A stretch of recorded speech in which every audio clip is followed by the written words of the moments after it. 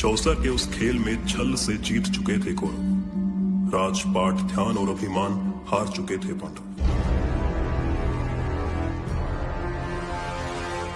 बोलो, अब आखिरी दांव खेलोगे? अब दांव पर लगाने के लिए कुछ भी नहीं है हमारे पास।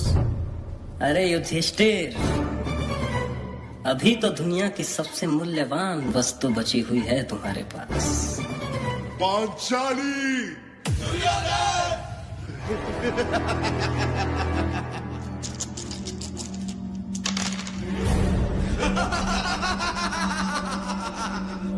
सुनो वीर दुशासन, एक क्षण भी तुम ना गवाओ। पांचाली के बाल खींचते हुए सभा में लाओ।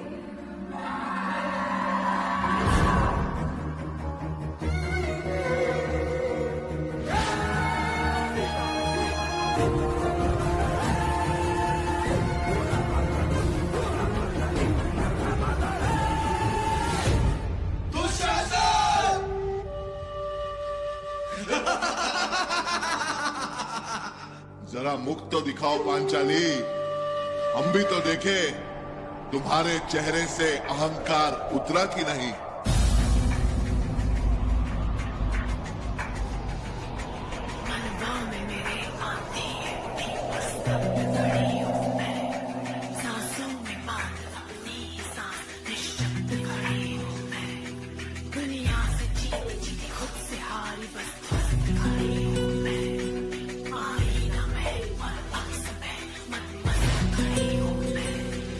बंद करो इन झूठे बलशाली का। आदेश है मेरा, इसी क्षण तुम चीर हरो पांचाली का।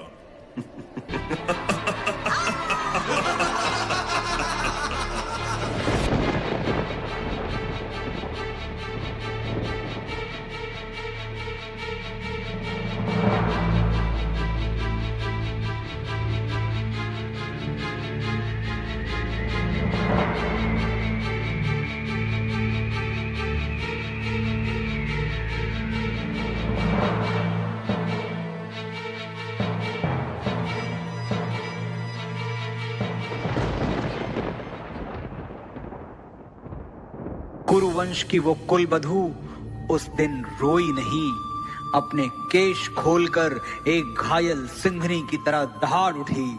सौगंध ली द्रौपदी ने, अब मेरे केश पानी से नहीं धुले जाएंगे, उस रक्त से धुलेंगे जो मेरे पति मेरे अपराधी दुशासन की छाती फाड़ के लाएंगे।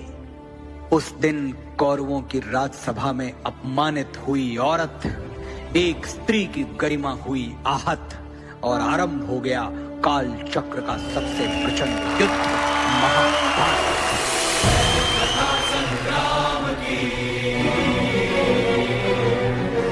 विश्व के कल्याण की, धर्म अधर्म आदि अनंत, सत्य असत्य कलेश कलंक, स्वार्थ की कथा परमार्थ की शक्ति।